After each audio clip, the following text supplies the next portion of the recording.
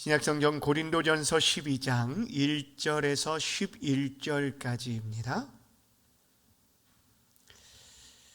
신약성경 278페이지에 있습니다. 고린도전서 12장 1절부터 11절까지 찾으신 줄 알고 한 절씩 교독합니다. 형제들아, 신령한 것에 대하여 나는 너희가 알지 못하기를 원하지 아니하노니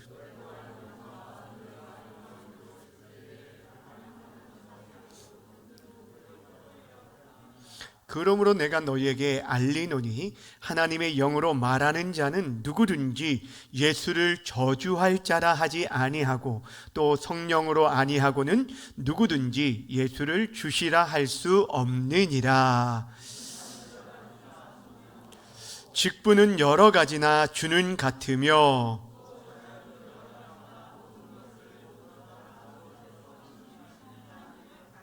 각 사람에게 성령을 나타내심은 유익하게 하려 하심이라.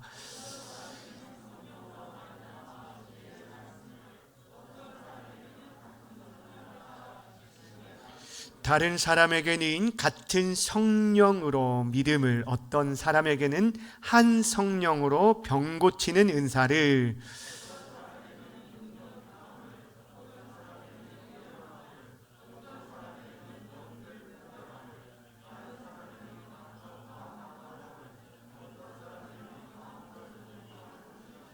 함께 읽습니다. 이 모든 일은 같은 한 성령이 행하사 그의 뜻대로 각 사람에게 나누어 주시는 것이니라.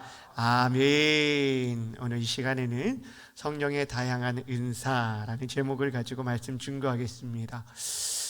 고린도 전서를 시작할 때 고린도 교회 공동체 안에 굉장히 많은 문제가 있었고, 그 문제들로 인해서 그 사도 바울에게 이렇게 도움을 요청한 그런 일들이 있었는데, 사도 바울이 직접 고린도 지역으로 갈 수가 없어서 그들에게 직접 찾아가기 전에 그들에게 편지를 통해서 저들을 권면하고 때로는 훈계하면서 그 여러 가지 문제에 대해서 대처해야 할 방향들을 말씀해 주었는데, 그 당시에 일어났던 여러 문제들 가운데 공동체 안에 분열을 일으키게 만들었던 일들이 무엇 때문이었냐면, 그들 안에 가지고 있는 지식으로 인해서 나는 지식으로 인해 강한 자다라고 여겨서 그들이 우상에게 드려진 제물을 먹는 자가 있었고, 그렇지 않는 자들이 있었고, 그로 인해서 교회 공동체 안에 좀 어려움들이 있었고, 또 우리가 지난 시간에 살펴봤던 것처럼 가난한 자들에 대해서 업신여기면서 부자들이 성만찬이라는 이 귀한 예식 가운데서도 그들이 하나님 나라의 질서를 세우지 못함으로 인해서 공동체가 어려움을 겪었던 걸 보게 됩니다. 분명 그들이 가지고 있는 지식도 귀한 것이죠. 성만찬의 예식을 하는 것 또한 귀한 것인데, 그러한 일들이 오히려 교회 공동체의 분열을 가져오게 되었다는 거예요. 오늘 우리가 다 살펴볼 이제 문제가 12장부터 14장까지가 성령의 은사에 관련된 문제입니다. 그런데 여러분, 은사라는 것은 하나님께서 주신 선물입니다. 그런데 그 놀라운 것, 좋은 것이 오히려 공동체를 세워가야 할 귀한 은사들이 공동체의 분열을 야기하게 되었다라는 것입니다.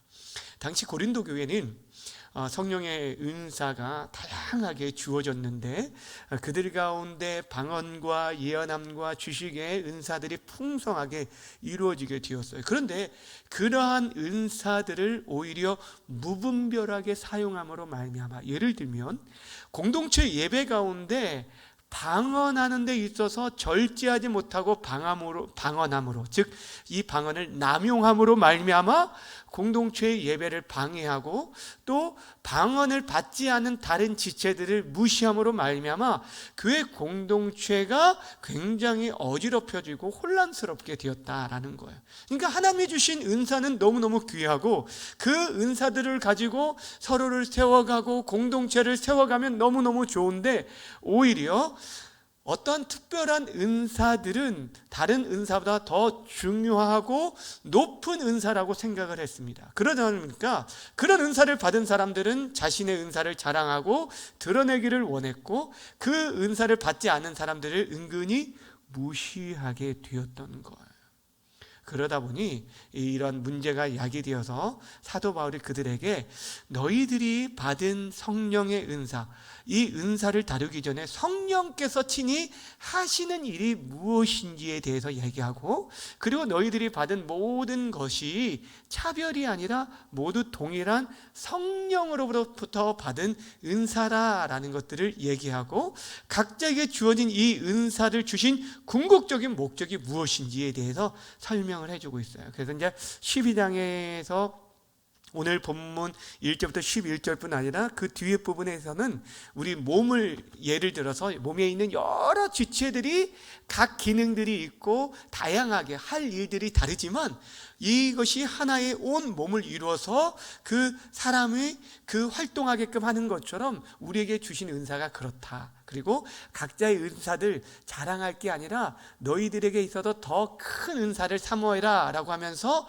이제 사랑에 대해서, 사랑의 은사에 대해서 얘기합니다. 그러니까 그 모든 은사들이 사랑이 없으면 사실 아무것도 아니다라는 얘기를 하고, 그리고 궁극적으로 14장에 가서는 고린도 교회의 가장 큰 문제가 되었던 방언과 예언의 은사에 대해서 좀 더 구체적으로 다루고 있는 것을 보게 되어집니다. 그러니까 오늘 본문에서는 이제 은사를 주신 궁극적인 목적이 무엇인가, 그리고 그 은사들 다양한데 그 은사들이 모두가 한 성령님, 같은 성령님을 통해서 받은 것이다. 그 안에서 조화를 이루어야 한다. 이 얘기를 강조해 주고 있다라고 하면 됩니다. 자, 그러면서 오늘 1절 보면 저들이 이제 성령 안에서 성령께서 하시는 일의 역사가 무엇인지를 설명하기 위해서 1절을 이렇게 시작합니다. 함께 읽습니다. 시작. 형제들아, 신령한 것에 대하여 나는 너희가 알지 못하기를 원하지 아니하노니. 자, 여기 보시면 이중 부정을 사용하고 있어요. 알지 못하기를 원하지 아니한다. 이게 여러분 이중 부정이라는 게 결국에 뭘 얘기하면 강한 긍정을 얘기하는 거예요. 그렇죠. 그러니까 너희들이 알지 못하기를 원치 않는다라는 것은 너희들이 꼭 알았으면 좋겠다라는 것이에요. 무엇에 대해서 알았으면 좋겠냐면 신령한 것. 지금 이것이 문제가 되는데, 이 신령한 것이라는 것은 성령의 역사, 성령이 하시는 역사가 무엇인지를 너희들이 정말 바르게 알았으면 좋겠다라고 얘기를 하는 거예요. 그러니까 지금 이들 안에 문제가 있었던 것은 성령께서 하시는 일의 그 역사의 본질적인 의미를 그들이 알지 못했기 때문에 이런 문제를 야기시키게 되었다라는 것을 말해주고 있는 것입니다. 여러분, 그러면서 이제 1차적으로 성령이 하시는 일에 대해서 2절과 3절에서 소개해 주고 있는데, 그러니까 성령께서 하시는 일, 여러 가지 눈에 보이는 은사를 주는 것, 그 은사들을 통해서 사람들이 뭐 예언도 하고 방언도 하고 병을 고치고 이런 것들, 그런 게 어떤 눈에 보이는 어떤 능력처럼 우리가 생각하는 일이 있잖아요. 그렇죠? 성령을 인격적으로 생각하기보다는 내가 성령을 받는다면 그런 능력을 받아서 그 일들, 그래서 그 일들 나에게도 이런 은사가 있었으면 좋겠다, 은사에 집중이 되어지는데, 사실 성령께서 하시는 궁극적인 일은 그런 눈에 보이는 은사를 주기 전에 우리를 우상을 따르던 인생들을 돌이켜서 예수를 주로 고백하게 만드는 이 일들이 성령께서 하신 일이라는 것을 지금 2절과 3절에서 말하고 있어요. 자, 2절 3절을 주의 깊게, 좀 어려운 내용인데 함께 읽겠습니다. 시작. 너희도 알거니와 너희가 이방인으로 있을 때에 말 못하는 우상에게로 끄는 그대로 끌려갔느니라. 그러므로 내가 너희에게 알리노니 하나님의 영으로 말하는 자는 누구든지 예수를 저주할 자라 하지 아니하고 또 성령으로 아니하고는 누구든지 예수를 주시라 할 수 없느니라. 아멘. 자, 여기서 좀 먼저 보시면 2절에서 어떤 얘기를 하냐면, 고린도 교회 성도들에게 너희들이 예수님을 믿기 전에 그 과거를 한번 생각해 보라 라고 하면서 회상하게 만듭니다. 그러니까 예수를 영접하기 전에 그들은 모두가 우상을 따르며 살았던 자들이었어요. 고린도 지역 자체가 그랬다고 말씀드렸죠.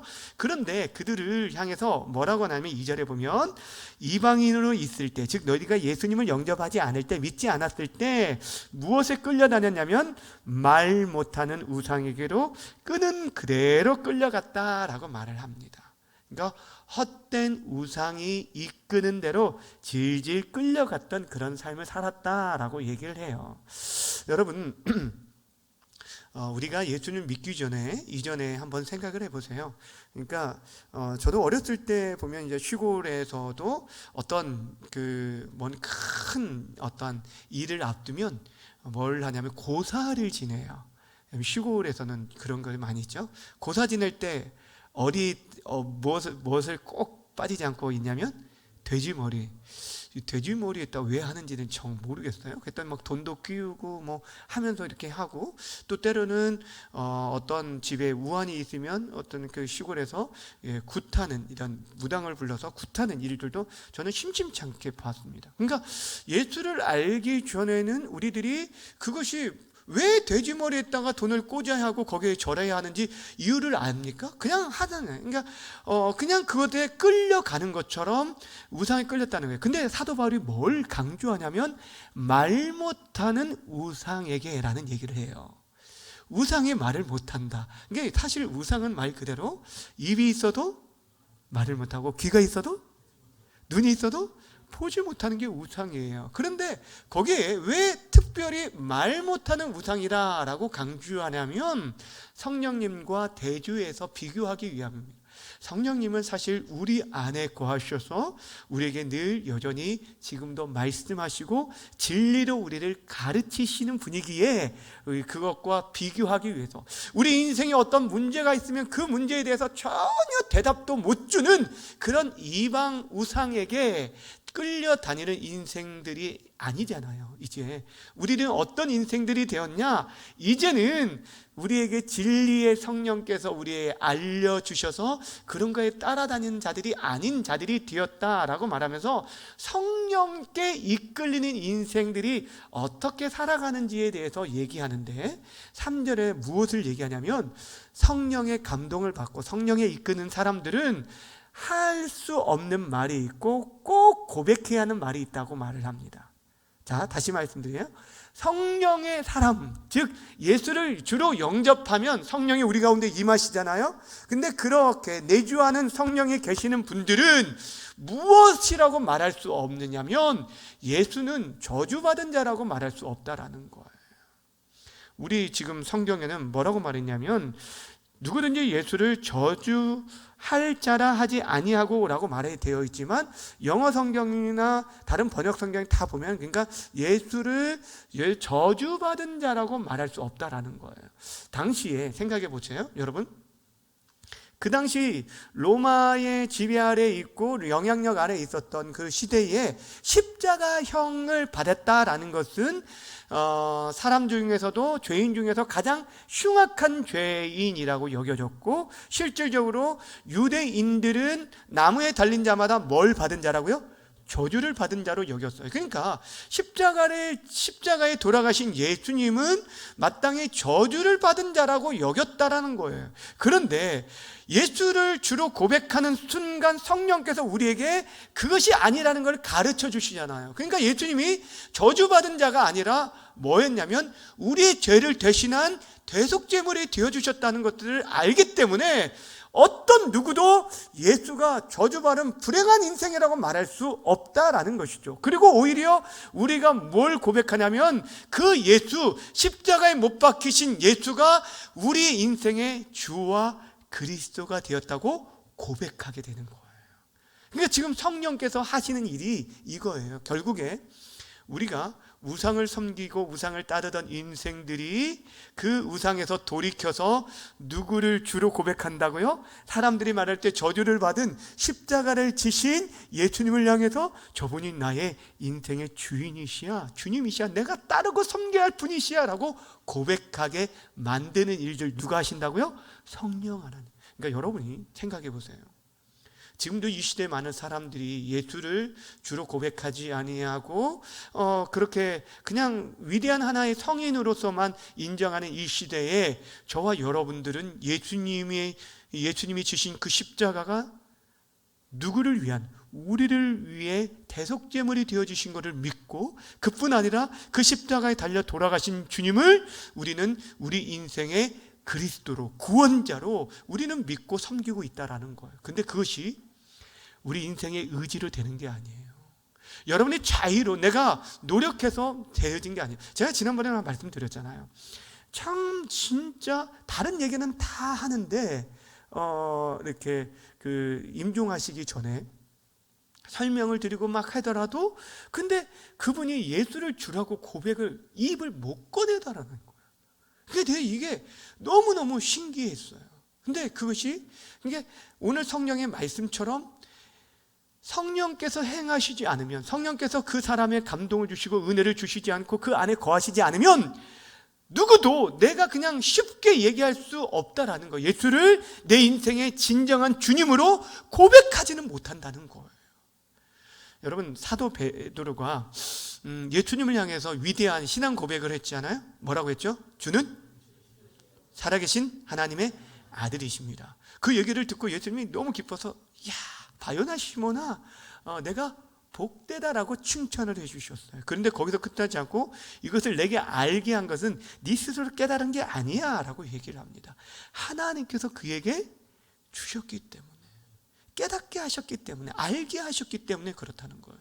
여러분, 우리들은요 성령께서 우리 안에 거하시지 않으면 예수를 주로 고백할 수 없어요. 우리는 누구도 성령께서 함께 하시지 않으면 그 놀라운 구원의 은총을 받아 누릴 수 없다라는 것입니다. 이것을 우리가 기억해야 하는 것입니다. 사랑하는 여러분, 누구도 쉽게 주로 고백할 수 없어요. 오늘 강조하려고 하는 것이 바로 여기 있습니다. 성령께서 하시는 역사가 날랄랄랄 하면서 방언을 주는 그런 정도가 아니라 실제 우리 인생들이 죄악된 길로 허탄한 것을 굴복하며 살아가는 인생들, 무엇이 진리인지 알지 못하고 살아가는 인생들이에요. 자기 잘난 맛에, 똑똑한 맛에 살아가는 인생들이었어요. 고린도 교인들이 그랬잖아요. 그들은 지혜의 도시, 철학의 도시에서 살면서 자기 잘난 맛에 살았던 인생들이, 그런 것은 허탄한 말 못하는 우상들이라는 거예요. 그것에 우리 인생을 돌이켜서 어떤 길로요? 우리를 진리의 길로 우리에게 가르쳐 주실 뿐 아니라 예수를 주로 고백하게 하시는 일, 그 일을 누가 하신다고요? 성령께서 하시는 거예요. 그러니까 우리가 생각해야 할 것이 성령께서 먼저 우리에게 그러한 은혜를 주신다라는 거예요. 그러니까 우리가 집중해야 할 것은 어떤 초자연적인 능력이 우리 안에 나타나고 방언하고 예언하고 병 고치는 은사, 이런 것들이 나타나는 게 아니라 우리에게 먼저 예수를 주로 고백하게 할 수 있게 하신 게 성령이시라면, 그렇다면 여러분, 우리가 가장 집중해야 할 것은 우리가 주로 고백하는 그 예수님의 말씀에 순종하게 따르며 나가야 돼요. 성령께서 여러분 마음에 감동을 주셔요. 성령 하나님께서 여러분 인생 가운데 어떤 깨달음을 주셔요. 어떤 사역들을 감당하거나 무슨 일을 할 때, 내가 이 순간에 불신자를 대할 때든 어떤 사람을 대할 때든 이때 어떻게 하기를 원하시냐, 하나님께서, 성령께서 우리에게 가르쳐 주시는데 무엇을 통해서? 주님의 말씀을 통해 가르쳐 주셔요. 왜냐하면 성령은 우리에게 말씀을 가르치고 생각나게 하신다고 말하고 우리 죄를 깨닫게 하시거든요. 그렇기 때문에 그 안에서 우리의 진짜 주 되신 그분께 순종하며 나아가는 것이 사실 성령을 쫓아 살아가는 사람의 가장 중요한 모습이에요. 날랄라 방언하는 것보다. 방언이 제가 중요하지 않다라는 게 아니에요. 하나님과 깊은 교제 속에서 있는 이것도 중요한데, 오늘 사도 바울이 강조하려고 하는 것은 그 성령이 어떤 일을 하시는지 이거를 먼저 집중하기를 원하고 있다라는 거예요. 그리고 나서 성령의 일하심의 역사를 소개한다면 성령께서 주시는 은사, 이것을 은사를 성령의 선물이라고 말을 해요. 다른 표현이 은사가 선물이라는 뜻이에요. 카리스마라는 단어로 쓰이긴 하지만 이것이 성령님이 우리에게 특별하게 주시는 은사예요. 각각의 주시는 어떤 캐릭터와 같은 그런 건데, 그런데 이 은사가 오늘 성경에 뭐라고 말하냐면 사도 바울이 굉장히 다양하다. 하나님께서 이 성령의 은사들을 다양하게 주셨는데 그 다양한 은사들은 궁극적으로 한 성령으로부터 나왔다라는 것들을 강조하고, 더 나아가서 은사뿐 아니라 우리들이 가지고 있는 직분들이 있잖아요. 그 직분들도 굉장히 다양하지만 그 모든 직분들이 한 주님을 섬기기 위한, 우리가 그 직분을 통해서 섬기는 주는 동일한 분이시다. 또한 그 일들, 우리에게 여러 사역들을 맡기시는데 그 귀한 사역들을 친히 이루어 가시는 분인 하나님도 동일하다라는 것들을 얘기해요. 자, 은사만 얘기하는 게 아니라 우리가 가지고 있는 직분, 우리가 가지고 있는 사역, 이 모든 것들이 굉장히 다양하지만 성삼위 하나님으로부터 비롯되었다. 그 출처에 대해서 분명하게 얘기하고 있어요. 그것이 4절과 5절과 6절이에요. 먼저 4절을 한번 보세요. 4절 함께 읽습니다. 시작. 은사는 여러 가지나 성령은 같고. 자, 은사는 여러 가지인데 성령이 같다. 왜 지금 이 얘기를 먼저 시작하냐면, 고린도 교회는 앞에서 뭐라고 했어요? 은사가 다양한 것은 알지만 어떤 사람들이 볼 때 이 은사는 다른 은사보다 더 높고 중요하고 이거는 다른 것보다 위대한 은사라고 여겼기 때문에 자기들이 생각할 때 그런 은사를 받지 못한 사람들을 낮게 취급하고 그리고 그렇게 무시했다라는 거예요.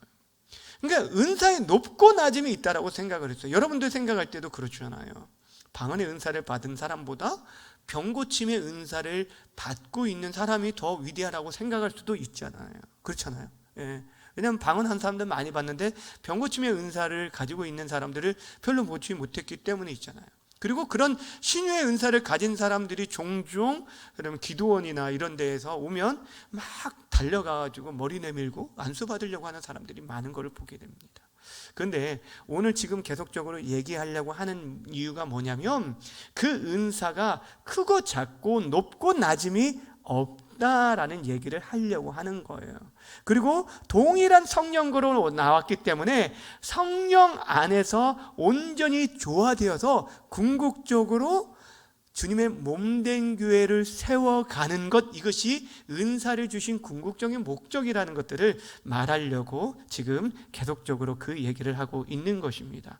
우리에게 은사를 주신 성령 안에서 하나 되지 못하면 그것은 어리석은 일이 되어질 뿐이다 라는 것을 얘기하고 있는 거예요. 자, 그러면서 앞에서 말한 것처럼 5절 6절도 한번 보세요.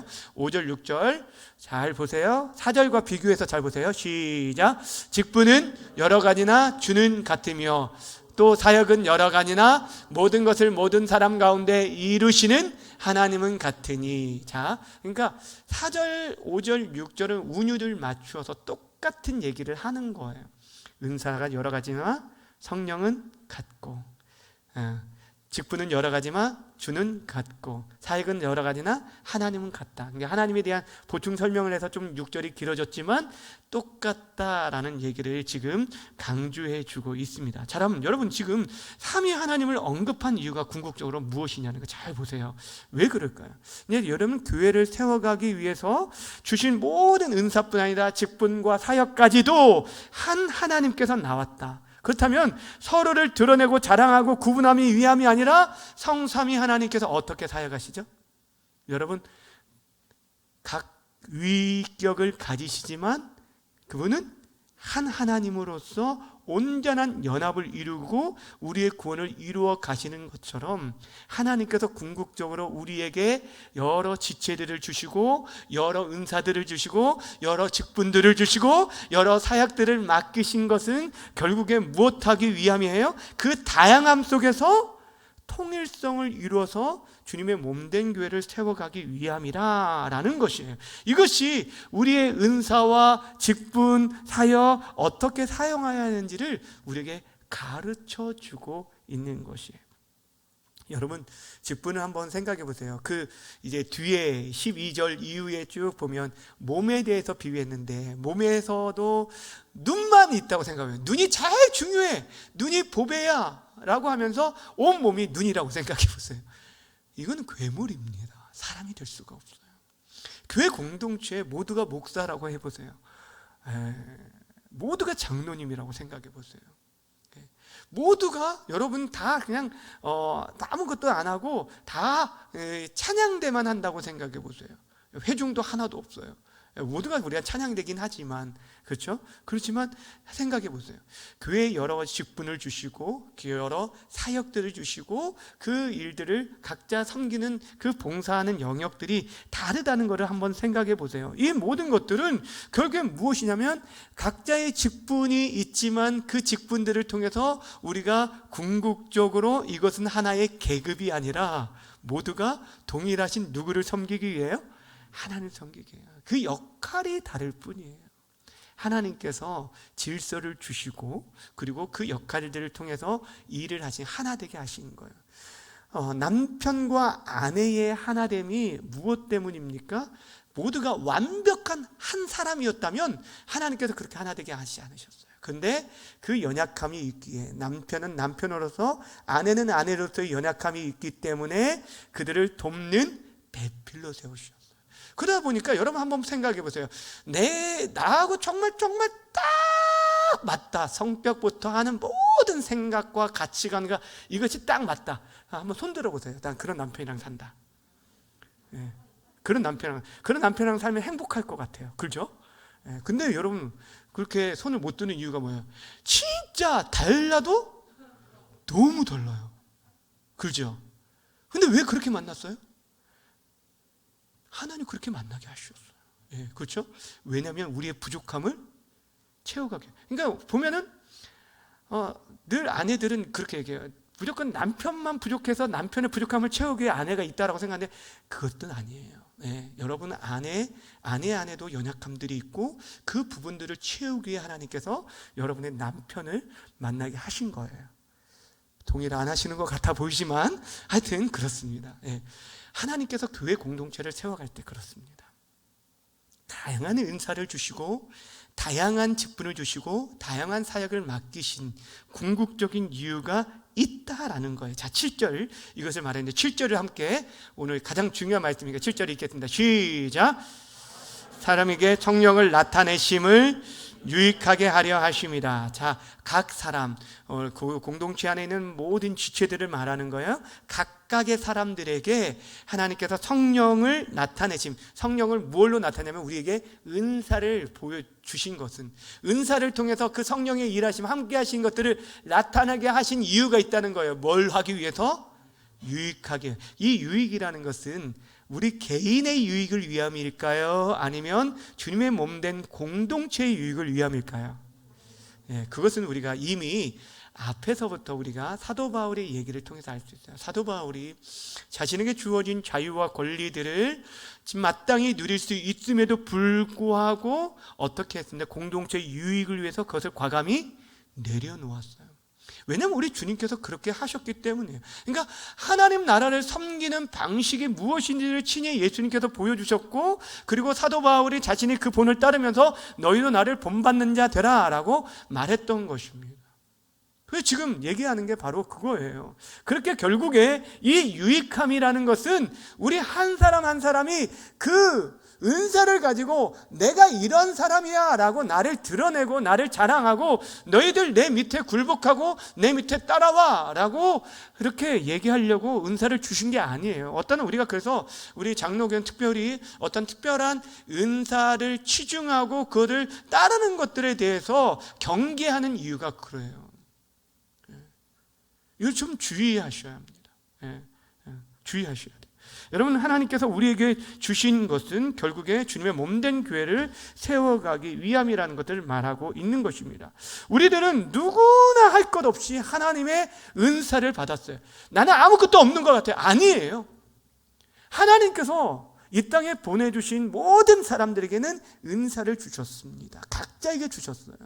그리고 믿지 않는 자들에게도 각자의 달란트를 주셨는데 그들이 깨닫지 못할 뿐이지 여러분 모든 사람들 하나님께서 그렇게 주셨습니다.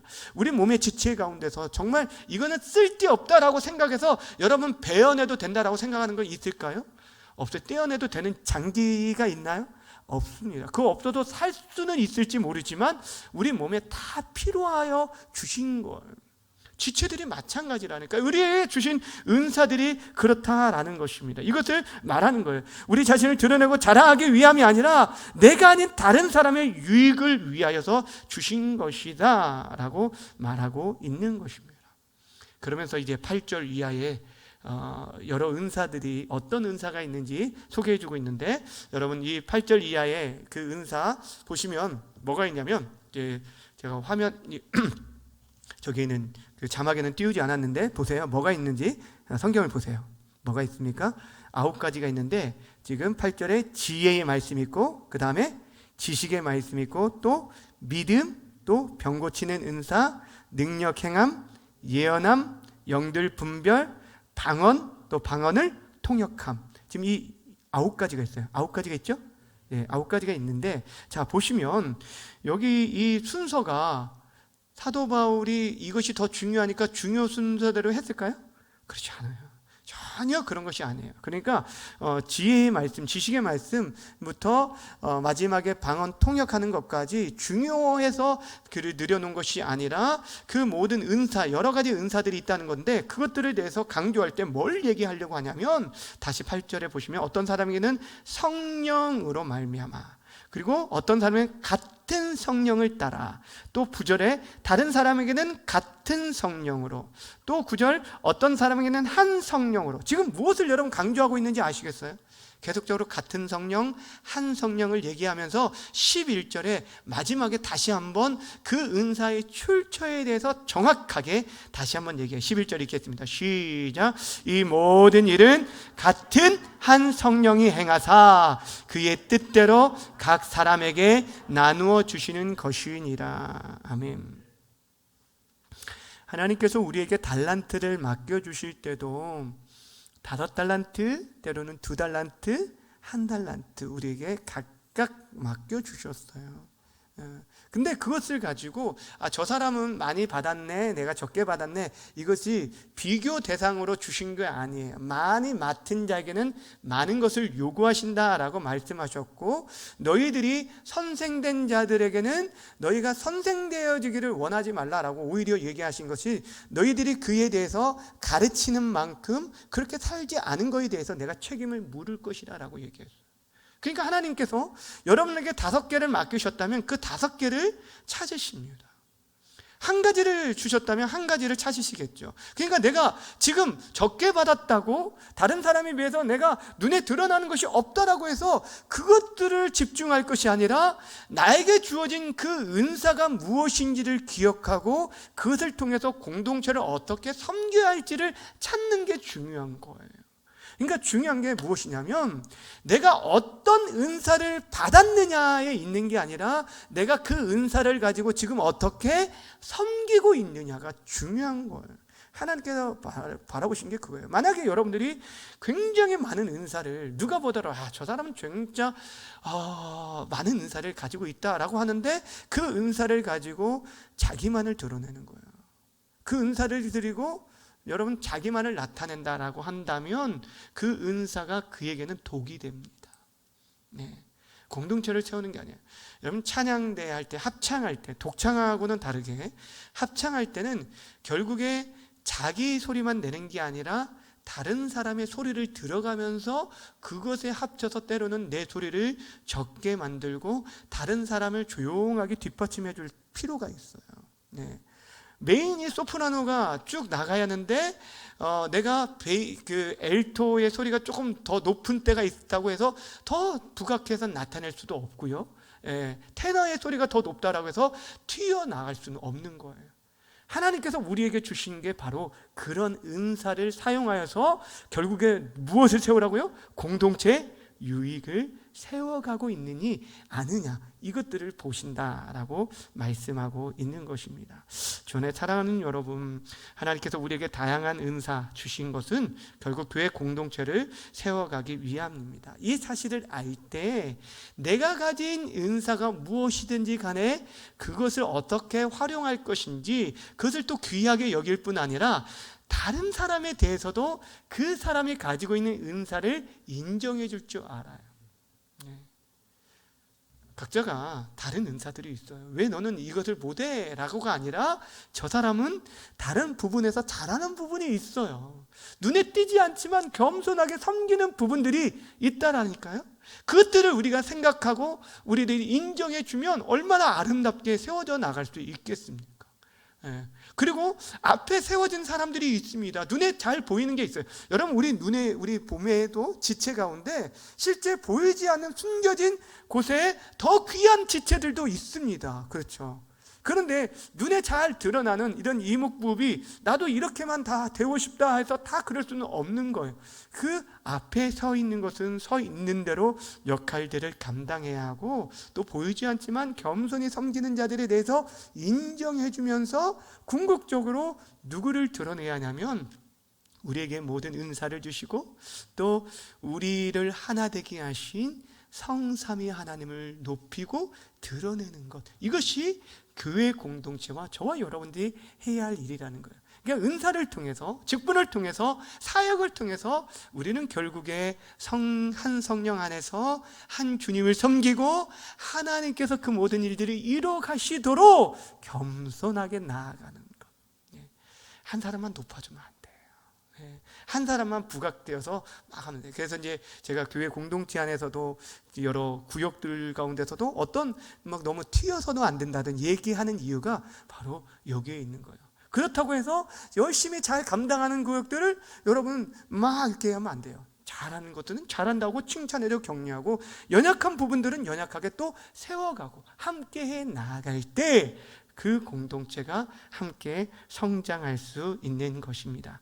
주안의 사랑하는 여러분, 하나님께서 주신 선물이 은사입니다. 그런데 그 선물조차도 자기 자신을 위해 사용하다 보면 공동체를 어지럽히고 여러분이 그 은사를 사용하지 않으니 마치 못할 때가 있어요. 그 일들을 여러분들 앞에 특별히 세워진 사람일수록 더욱더 겸손해져야 돼요.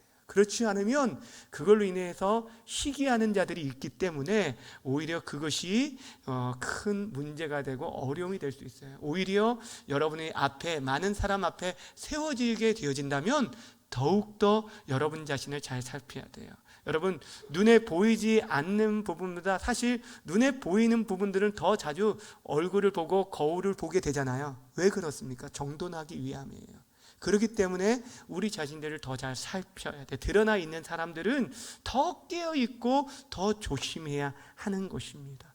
주안의 사랑하는 여러분, 저와 여러분 모두가 한 성령 안에서 맡겨진 사명들을 겸손하게 잘 감당하여서 결국에 우리를 통해서 더 연약한 자를 돕기 위해서, 더 연약한 자를 세우기 위해서 우리가 혼자가 아니라 함께 할 때 이 공동체가 더 아름답게 성장하고 세워질 수 있습니다. 그래서 우리 공동체가 좀 더 예수 그리스도 안에서, 성령 안에서 더 건강하고 그 사역들이 더 활발하게 발휘되어서 더 아름답게 하나님을 높여드릴 수 있는 그런 아름다운 공동체가 되어지기를 주님의 이름으로 간절히 축원합니다. 아멘.